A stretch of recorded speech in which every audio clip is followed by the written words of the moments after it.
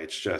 It makes all the difference on top of playing good baseball. So it's going to be so interesting to see how loose this group stays. And honestly, I feel like the pressure is really just on Florida and not as much on South Carolina, because, I mean, I think the pressure was on Carolina to get through this regional and avoid any potential coaching change talk or anything, or talk from the fan base about, oh, this season was a failure and this and that. You've really got the fan base reeled back in now and stuff, and things are as good as ever if you're South Carolina. Yeah, I mean, one of the better seasons, take away just the last month. I mean, one of the better seasons under Mark Kingston, period. You were ranked as high as number 3 in the country by D1 Baseball. You were number 1 in the RPI first stretch, and then obviously injuries hit, but you host a regional and you're playing for a super with 2 more games to go until Omaha. You win 2 more games next weekend and you're playing in the College World Series for the first time in a decade. And I think if you told South Carolina fans that in March, they would have taken that in a heartbeat.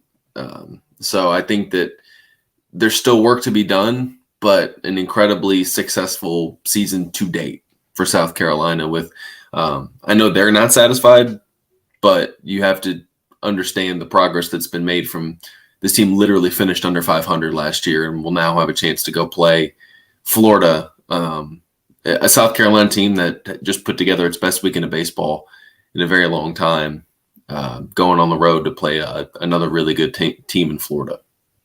Yeah, I'm not sure what they're serving in 650 Lincoln, but this home cooking is ridiculous.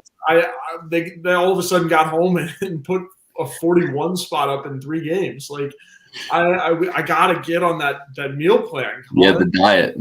Yeah, we gotta talk to Michaela to hooking that up. Get me on the Gamecock baseball meal plan, because it's not the same team that we've seen in the last couple of weeks, like, at all. They somehow were able to hit a switch and just dominate like they did. And NC State and Campbell were real ball clubs. Like, they both teams had some real talent. So how this happened, it's always been in there. It's just, I think it was a mix of home cooking. Thank God we finally got to host, because I think that was arguably the biggest thing for this team, because they were on the fence and it's like, are they going to host or not? But I think that little bit of home cooking made all the difference. Yeah.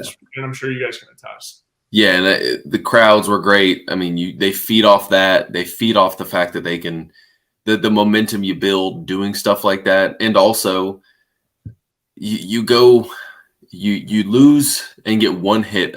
I think they did get 1 hit. You get 1 hit by A&M and get bounced out of the SEC tournament, and then you're having to drive 6.5, 7 hours home on a bus.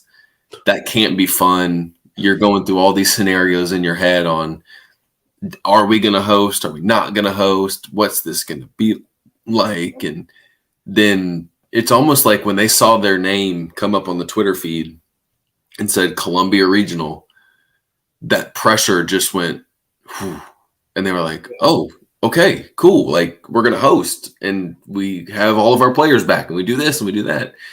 That's huge. I think that was a big mental boost for this team. And now it's like, okay, cool. Like, we got that. We don't have to go on the road until a super. And now we're just ready to start rolling. And they did. And now the big question is, can you take that, copy, paste, and then go down to Gainesville and try and do it again? Yeah, and this team's had their gut check, right? That spree of bad play, I guess, was their de facto gut check. So playing as hot as you did this weekend is a great sign, like Jack talked about, the hot, cold, then hot again somehow worked. So I think that's a big thing. And then, two, you already got humbled. So now you're playing with house money. It's like you don't have to really live up to any expectations. As you did with, the best start in program history, and oh my gosh, this could be the best South Carolina team ever, and you don't have to deal with any of those questions because of your gut check that you already sustained. So I think it's big. I mean, they're, like I said, playing with house money, and it's just a matter of how far do they really want to go, what kind of ball do they want to play down the stretch, and so far so good. Yeah, and now you're playing again, I'll reiterate, an incredibly talented Florida team that has lost 7 times at home all year. And I'm scrolling through their schedule, and they have lost a grand total of 2. Sorry, they went 13-2 at home this year. But they went 2-1 against Alabama, 2-1 against Auburn, 2-1 against Georgia, swept Missouri, swept Vanderbilt at home. It's a really good team at home. It's a really good team, period. But they're even better at home.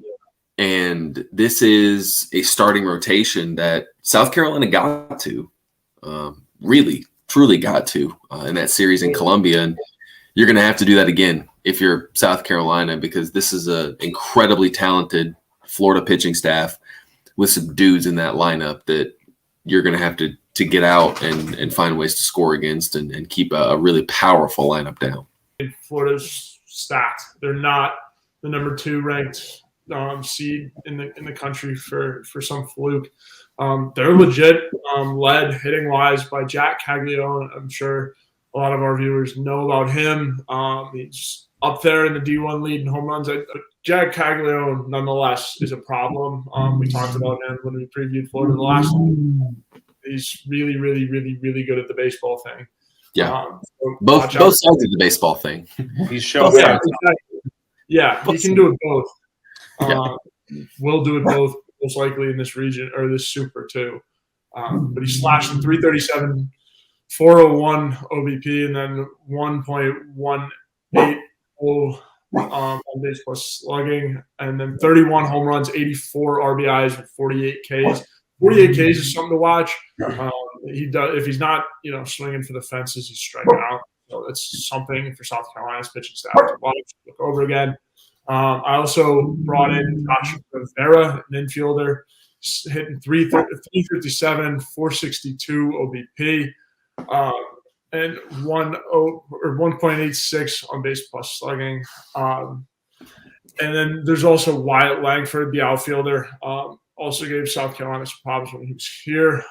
He's hitting 387 with 511 on base percentage, and then a 1.310 on base plus slugging with 18 home runs, 48 RBIs, 79 hits, 24 doubles, and 50 walks.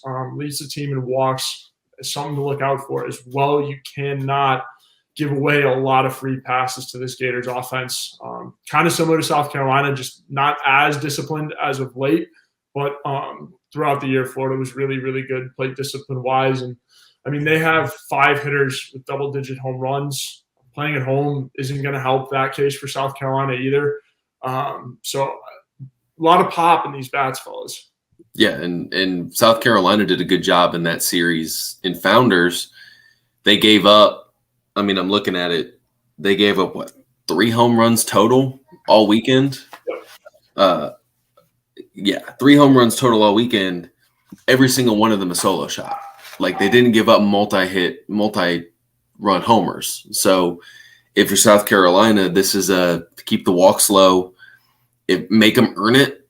And if they earn it, you say, listen, their offense is good in that, but we can't give them free bases. That's what South Carolina has to say. And if they do that, they have a shot, because Florida at times, from a pitching staff perspective, has walked dudes and had a propensity to give up home runs, point blank, period. So if you're South Carolina, you hope that can continue. But Brandon Sproat, really doggone good. Hurston Waldrop might have the best stuff in the country. He might have just the best pitch period in the country in that splitter.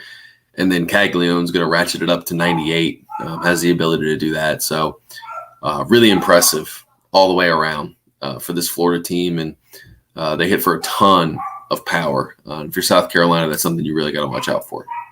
Yeah, you really got to match that power. Kind of like that was the thing they did really well in that first series. They really matched everything Florida was good at and did it better, to be honest. I mean, obviously they just torched Florida every game of that series and that pitching staff, which, might I say, Waldrop, man, he's got the stuff. I was watching that game the other day. He's got the stuff to be really good at the MLB level if he gets with the right team and they work on his craft, man.